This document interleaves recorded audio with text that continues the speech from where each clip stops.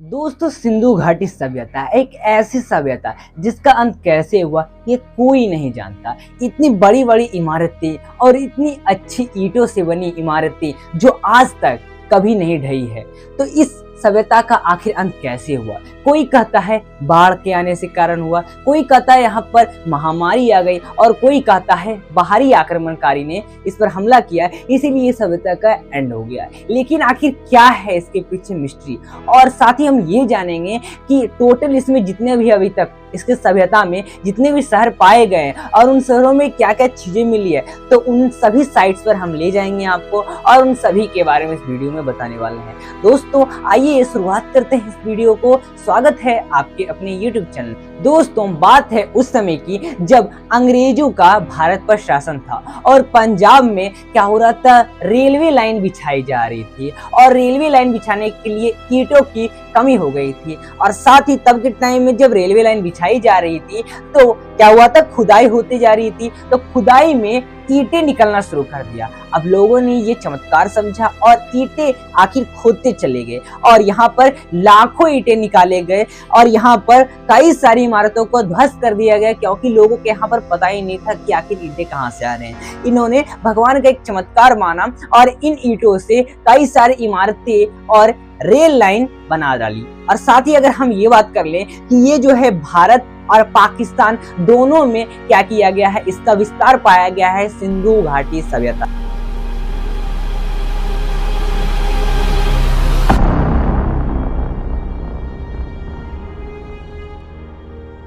और मैं बात करूं दोस्तों, इस सिंधु घाटी सभ्यता को हड़प्पा सभ्यता भी कहते हैं, क्योंकि सबसे पहले इसका सिंधु घाटी सभ्यता नाम इसलिए पड़ा क्योंकि ये इंडस वैली जो रिवर है उसके पास पाया गया, जहाँ सिंधु नदी के पास पाया गया। साथ ही ये जो उसका शहर का नाम था उसका नाम था हड़प्पा, इसीलिए इसके जितने भी हर चीज आज तक मिले हैं उन सभी का नाम हड़प्पा के पर ही पड़ा है। अब दोस्तों ये तो आपके मन में डाउट खत्म हो चुका। दोस्तों अगर हम बात कर ले हड़प्पा सभ्यता की, तो इसको क्या किया गया था, आपको पता होगा एक कार्बन डेटिंग 14 पद्धति है जिसे हम C14 कहते हैं। उससे क्या होता है कि कितने से भी कितनी पुरानी चीजों को हम क्या कर सकते हैं, उससे पता कर सकते हैं कि ये कितना पुराना है।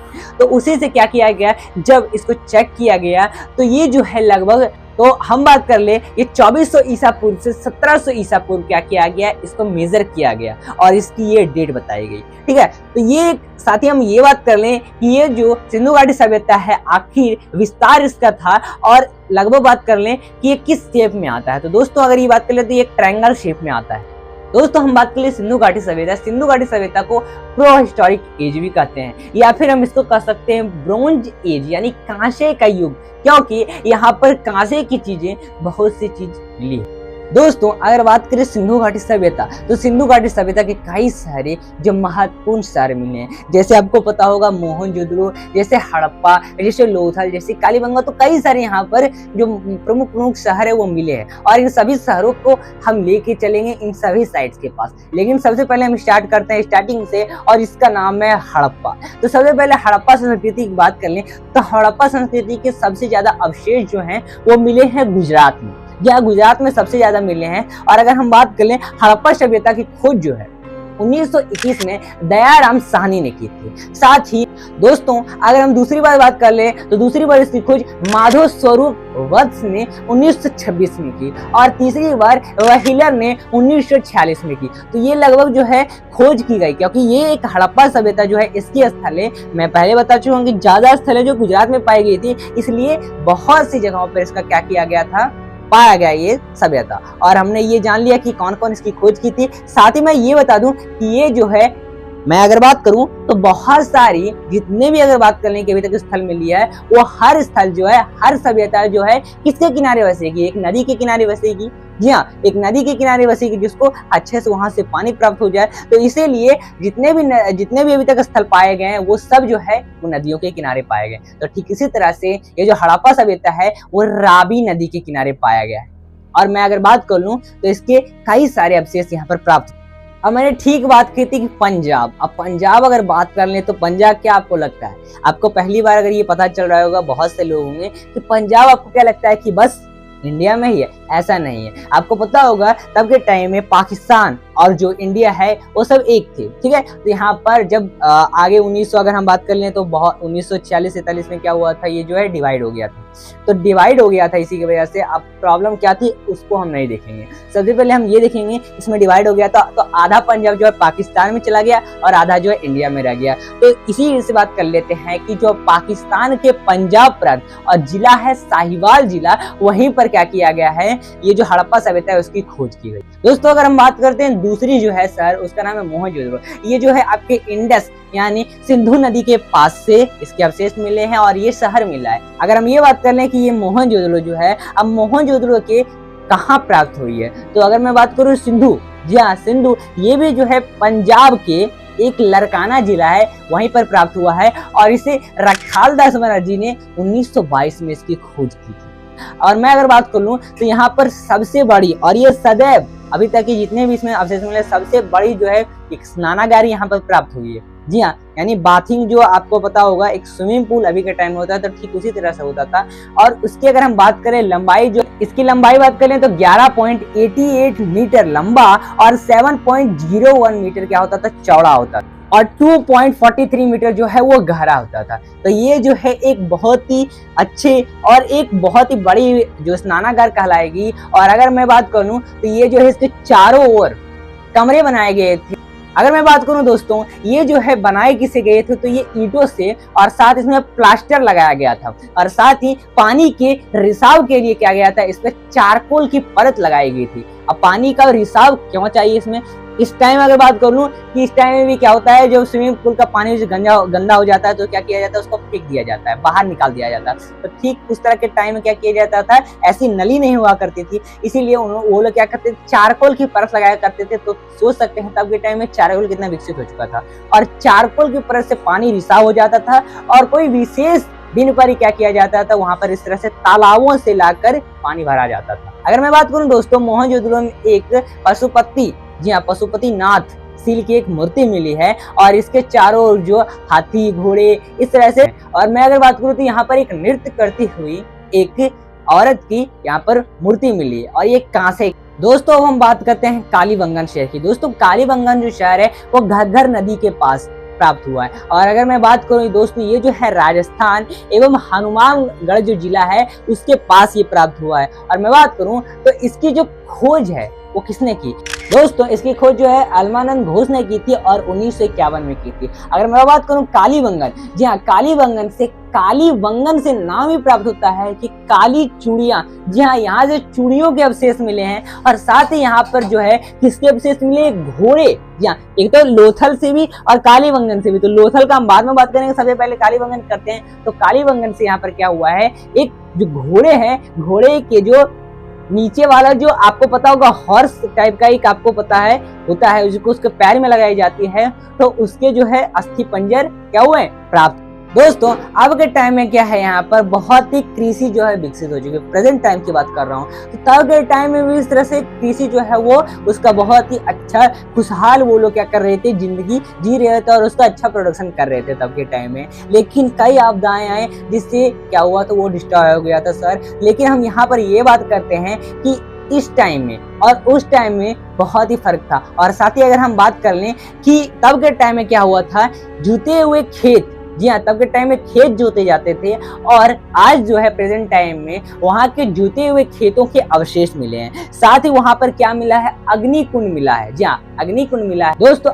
आखिर हम बात करते हैं लोथल शहर की। तो लोथल शहर जो है वो भोगवा नदी के किनारे क्या हुआ है, मिला है। और दोस्तों ये जो है गुजरात एवं अहमदाबाद जिला है उसके समीप मिला है। और मैं अगर बात कर लूँ तो इसकी जो खोजकर्ता हैं वो हैं रंगनाथ राव, जिन्होंने 1954 में क्या किया था, इसकी खोज की थी।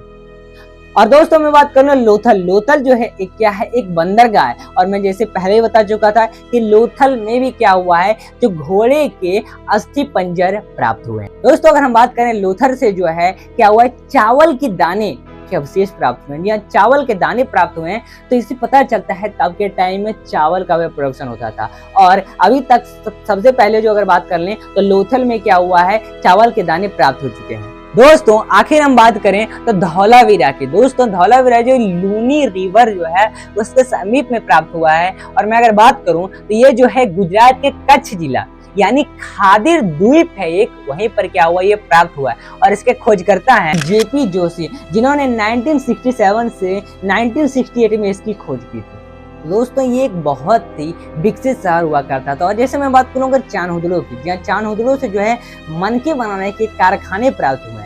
और ये जो एक शहर अगर हम बात करें सिंधु घाटी सभ्यता, तो एक बहुत ही विकसित शहर थी। तब के टाइम में जो उनकी जो जमीनें हुआ करती थी उसको क्या करते थे वहाँ के लोग उर्वरता की देवी मानते थे। और बहुत ही तब के टाइम में उन सभी की जमीनें जो उपजाऊ थी, क्योंकि वो लोग बहुत ही मेहनती थी। और तब के टाइम में क्या होता था, जैसे हम लोग का भी क्या है कि घर जो है वो क्या होता है सड़क के आगे क्या होता है, जो सड़क होता है उसी के साइड क्या होता है खुलता है, लेकिन ऐसा नहीं था। तब के टाइम में क्या होता था कि जो है दरवाजे जो है वो सड़क के सामने ना खुलकर पीछे खुलते थे, ठीक है। और यहाँ अगर बात कर लें तो यहाँ पर कई सारी चीजें प्राप्त हुए। और यहाँ पर तब के टाइम में इतनी मजबूत ईंटें थी जिससे घर बनाई गई थी, जो आज तक टिकी हुई है।